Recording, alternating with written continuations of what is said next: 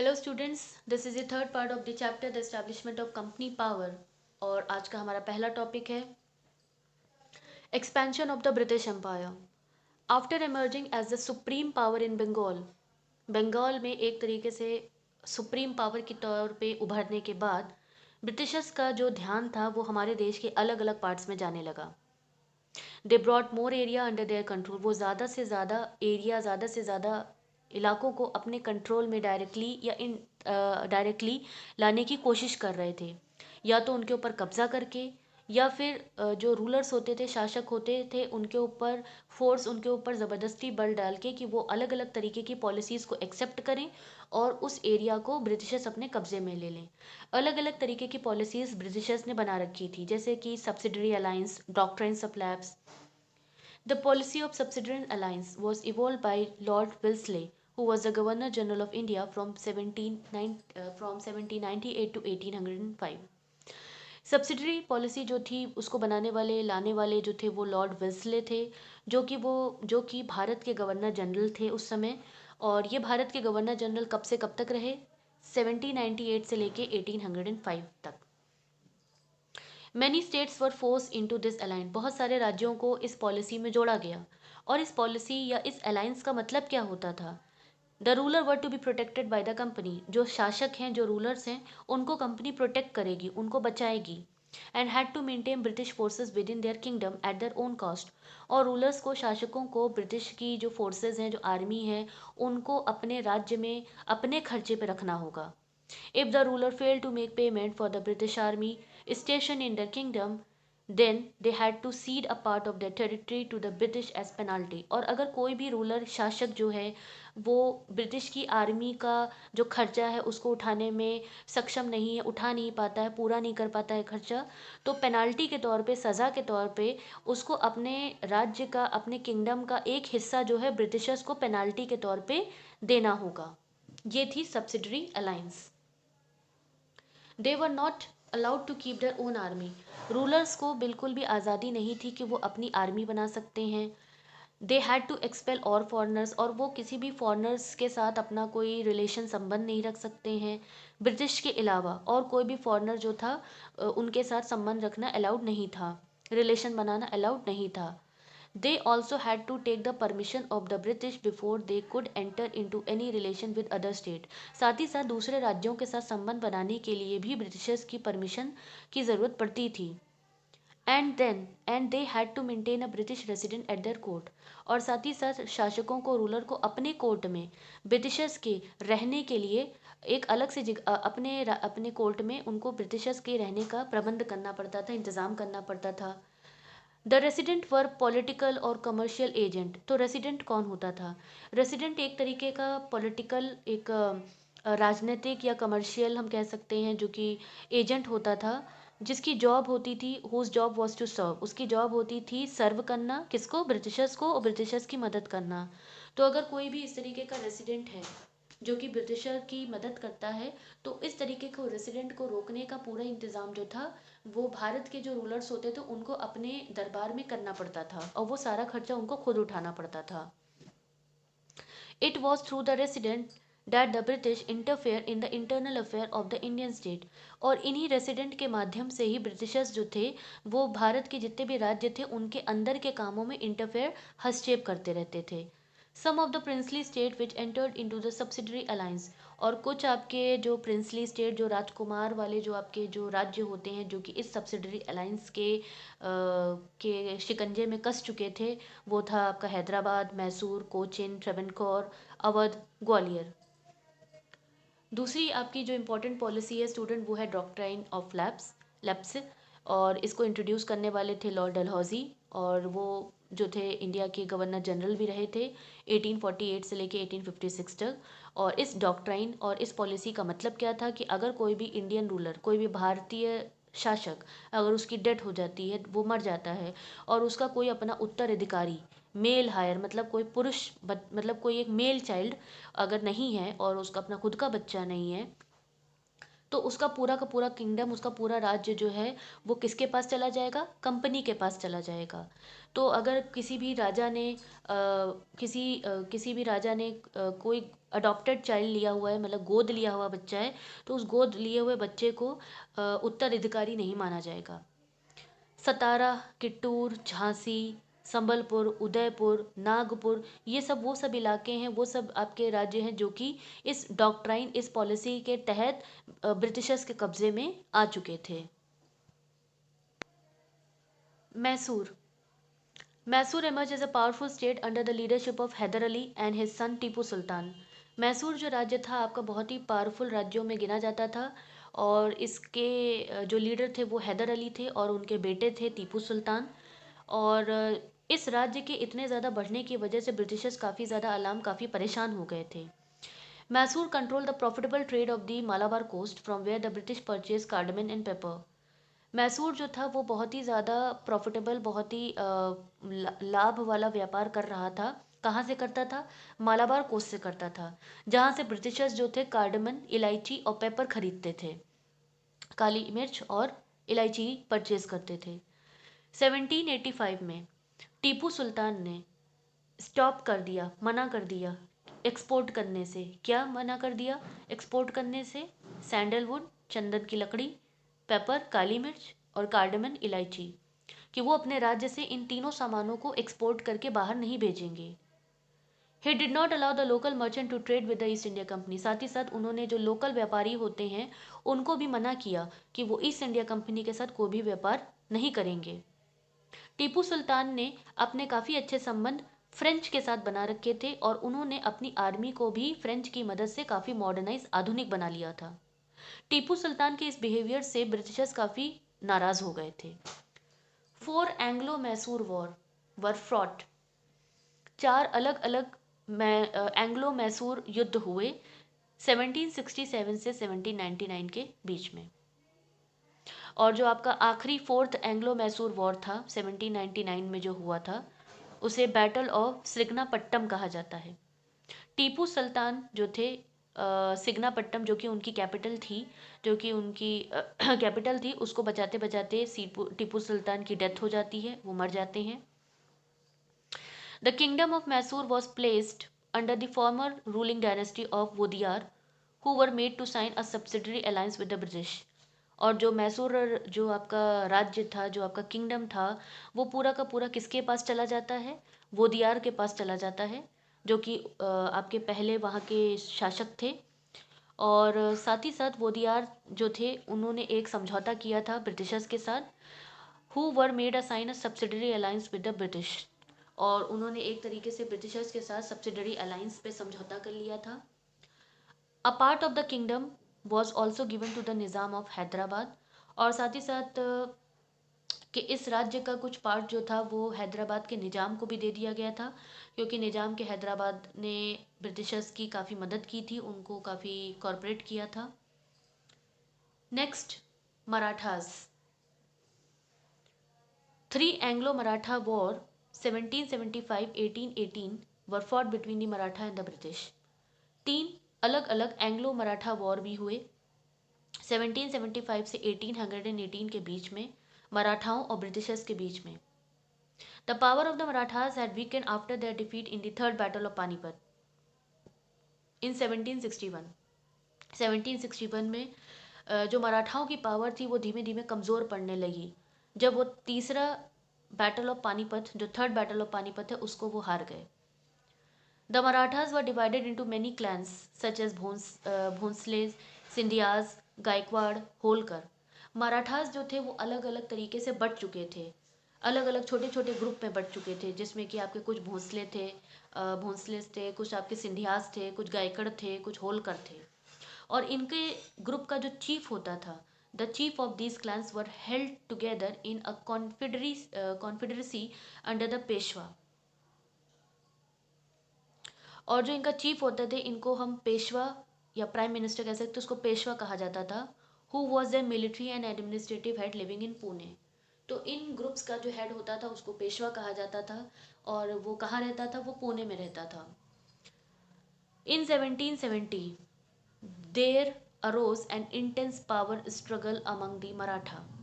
1770 में ये जो आपके अलग अलग ग्रुप्स थे, इनके बीच ही में, इनके आपस में ही पावर को लेके अलग अलग तरीके से युद्ध, अलग अलग लड़ाइयाँ होने लगी और ब्रिटिशर्स ने इस चीज़ का फ़ायदा उठाया।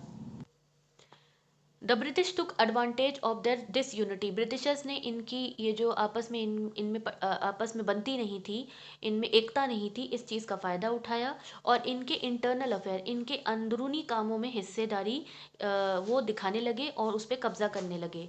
The first Anglo Maratha war was fought during 1775 to 1782। पहला एंग्लो मराठा युद्ध जो था वो 1775 से लेकर 1782 के बीच में हुआ। Peace was finally restored with the signing of Treaty of Salbai on 17 May 1782. There was no clear victory in this battle. और फाइनली शांति हुई, शांति का समझौता हुआ और वो समझौता जो था वो ट्रीटी ऑफ सेल्बाई के नाम से जाना गया। और हालांकि इस युद्ध का कोई विजेता साफ तौर पे नज़र नहीं आया।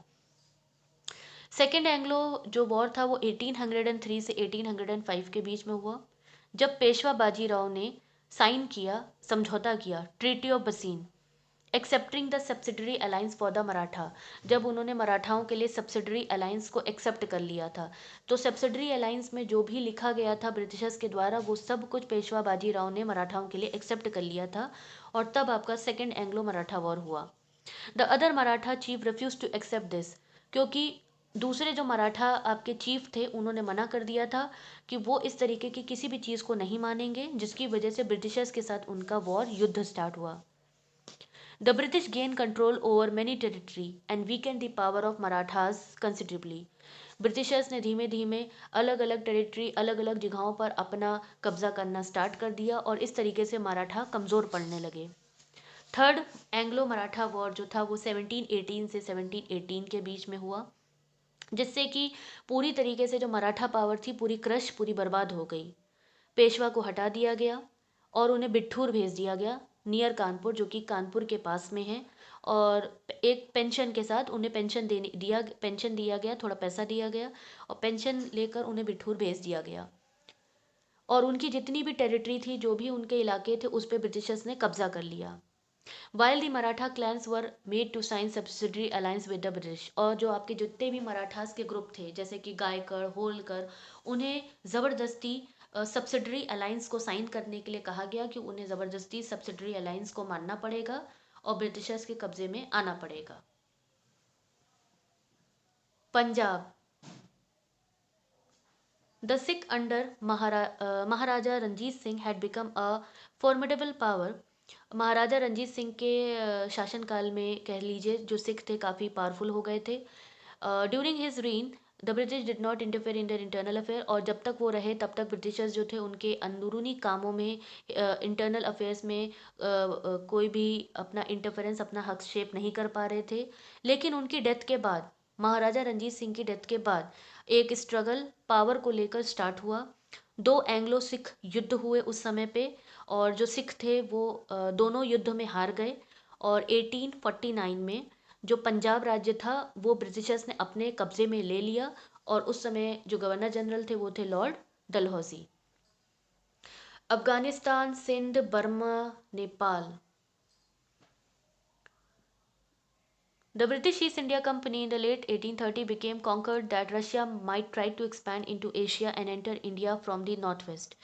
ब्रिटिश ईस्ट इंडिया कंपनी को एक बात की चिंता थी कि रशिया जो है वो कहीं ना कहीं अपना जो एक्सपेंशन है वो बढ़ा ना ले, अपना कब्जा बढ़ा ना ले और इंडिया में नॉर्थ ईस्ट के रास्ते से अंदर ना आ जाए, नॉर्थ वेस्ट के रास्ते से अंदर ना आ जाए। They try to establish control over buffer zone. और उसने एक तरीके से अपना कंट्रोल रखा, कब्जा बनाए रखा अफगानिस्तान पे। Resulting in the Anglo Afghan Afghan war, जिसकी वजह से एंग्लो अफगान युद्ध भी हुए। These ended with the British gaining indirect control over the Afghanistan. और बाद में ये सब एंड हुआ, ख़त्म भी हुआ और अफगानिस्तान पे एक तरीके से ब्रिटिशर्स ने इनडायरेक्ट तरीके से अपना कब्जा बना लिया। And Sindh was taken over by the British in 1843। और सिंध के ऊपर भी ब्रिटिशर्स ने कब्जा बना लिया और 1843 में उसको अपने कब्जे में ले लिया। The British dealt with threat in the north eastern region through war and annexation. Britishers को एक तरीके से थ्रेट, एक डर लगा रहता था कि जो नॉर्थ ईस्टर्न रीजन है, जो नॉर्थ ईस्ट इलाके हैं, तो उसके ऊपर युद्ध और एनेक्सेशन कब्जा चल रहा था। तो ये डर ब्रिटिशर्स को लगा हुआ था। और एंग्लो बर्मीज युद्ध भी हुए 1824 से 1886 के बीच में। किसके बीच में हुए? ब्रिटिशर्स और बर्मीज के बीच में हुए। The former attacked and annex Burma. Britishers ने बर्मा के ऊपर एनेक्सेशन मतलब कब्जा कर लिया। The British also gain control over Assam and Nagaland in the north eastern India. और साथ ही साथ हमारे देश का जो नॉर्थ ईस्टर्न राज्य हैं, जो कि आसाम, नागालैंड, उस पर भी ब्रिटिशर्स ने कब्जा अपना बना लिया। Anglo Nepalese war 1814 to 1816। Anglo और नेपोलिनीज वॉर युद्ध भी हुए ब्रिटिशर और नेपालीज के बीच में 1814 से लेके 1816 के बीच में। The war resulted in the British annexation. और इस युद्ध में ब्रिटिशर्स जीते। और जो आपके जो एरिया हैं, घरवाल, कुमाऊँ, ये सारी जो थे प्रोविंसेस, इलाके, जो ब्रिटिशर्स के कब्जे में आ गए। And recruiting a large number of Gorkha soldier into the British army. और ब्रिटिशर्स ने बहुत भारी मात्रा में गोरखा सोल्जर्स को अपनी आर्मी में, ब्रिटिश आर्मी में शामिल कर लिया। Next, Awadh. After the battle of Buxar in 1764। 1764 में बैटल ऑफ बक्सर के होने के बाद अवध जो था एक तरीके से ब्रिटिशर्स के कंट्रोल में आ गया। इन 1856 the British under the Lord Dalhousie annex Awadh, claiming the miss government. और 1856 में ब्रिटिशर्स ने लॉर्ड डलहौजी की मदद से, जो कि गवर्नर जनरल थे उस समय भारत के, उन्होंने अवध को अपने कब्जे में ले लिया, ये कहकर कि अवध की गवर्नमेंट, जो गवर्नमेंट का काम है वो ठीक तरीके से नहीं हो पा रहा है। ऐसा कह के उन्होंने अवध को अपने कब्जे में ले लिया। This created a lot of unrest among the people, जिसकी वजह से लोगों के बीच में काफ़ी गुस्सा हुआ। और 1857 का रिवोल्ट, युद्ध जो है वो स्टार्ट हुआ। The people of Awadh join in. और साथ ही साथ अवध के लोगों ने भी इस 1857 के जो युद्ध था, जो रिवोल्ट था, इसमें पार्टिसिपेट किया। After the British east India company victories in the battle of Plassey and Buxar, it came under the scrutiny of the British Parliament. जब ब्रिटिश ईस्ट इंडिया कंपनी जो थी बैटल ऑफ प्लासी और बक्सर को जीत गई, उसने विजय हासिल की, तो ब्रिटिश पार्लियामेंट, संसद की नज़रों में British east India company scrutiny में आ गई। मतलब एक तरीके से ब्रिटिश पार्लियामेंट ने, ब्रिटिश संसद ने ईस्ट इंडिया कंपनी के ऊपर अपनी जांच बिठाई। The regulating act of 1773 formally recognized the British parliament right over Indian affair. Regulating act 1773 के तहत ब्रिटिश पार्लियामेंट के पास ये अधिकार था कि वो इंडियन अफेयर, मतलब इंडिया के जो काम है उसमें हस्तक्षेप कर सकती है, उसमें काम कर सकती है। The Pitt's India act of 1784 constituted a board of control in England. और एक एक्ट बनाया गया जिसका नाम था पिट इंडिया एक्ट 1784। और इसमें एक बोर्ड ऑफ कंट्रोल बनाया गया, मतलब एक बैठक बनाई गई, इंग्लैंड में बनाई गई, जिसका काम ये होगा कि वो ईस्ट इंडिया कंपनी को सुपरवाइज करेगी, ईस्ट इंडिया कंपनी के ऊपर नज़र रखेगी, उसका काम देखेगी। कंपनी के पास जो राइट था, ईस्ट इंडिया कंपनी के पास जो राइट था व्यापार करने का, वो किसके ऊपर था बेस?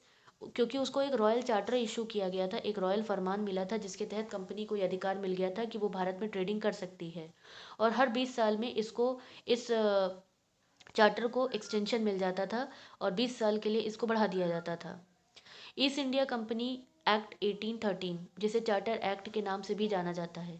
तो ईस्ट इंडिया कंपनी या चार्टर एक्ट 1813 का मतलब ये था कि जो क्राउन है, जो रानी, जो आपके जो किंग या क्वीन का जो अधिकार होता है, तो सॉवरेनिटी ओवर ब्रिटिश इंडिया, मतलब इंडिया के ऊपर जो है वो राजा या रानी का रूल चलेगा। तो ये था आपका चार्टर एक्ट या ईस्ट इंडिया एक्ट 1813। तो ईस्ट इंडिया कंपनी को अब जब ये आपका एक्ट बनाया गया, पिट इंडिया एक्ट 1784, जिसमें कि एक बोर्ड ऑफ कंट्रोल बनाया गया और इसका काम था कि वो ईस्ट इंडिया कंपनी को सुपरवाइज करेगी, उसके ऊपर नज़र रखेगी। तो अब ईस्ट इंडिया कंपनी को देखने के लिए एक बोर्ड ऑफ कंट्रोल बना दिया गया था। और ईस्ट इंडिया कंपनी बस एक एडमिनिस्ट्रेटिव बॉडी की तरह काम करेगी और पूरा बोर्ड ऑफ कंट्रोल के तहत अंदर काम करेगी। जिसका रिजल्ट, परिणाम क्या निकला? As a result the revolt of 1857। और रिवोल्ट ऑफ 1857 का युद्ध हुआ। Company administration was formally abolish in 1858, और कंपनी का जो एडमिनिस्ट्रेशन था, जो काम था, उसको पूरी तरीके से खारिज कर दिया गया, अबॉलिश कर दिया गया, ख़त्म कर दिया गया 1858 में. That's for today, and in the next video, students, we will discuss the further part of this chapter. Thank you.